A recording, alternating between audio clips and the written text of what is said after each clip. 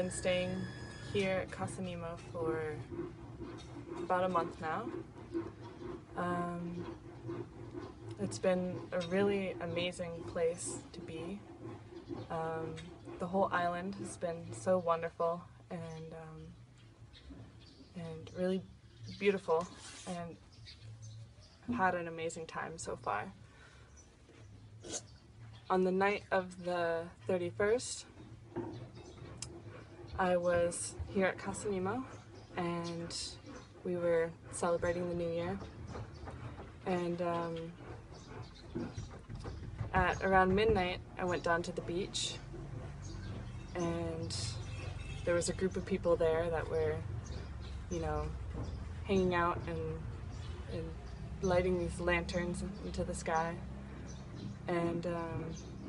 I was standing next to the ocean, and next thing we knew there was a group of men that came running down the beach yelling, and I couldn't understand what they were saying. They were just yelling,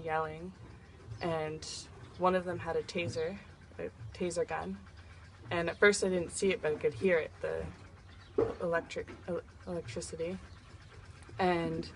then I saw him threatening people out in English as well, telling to go upstairs, to go home, and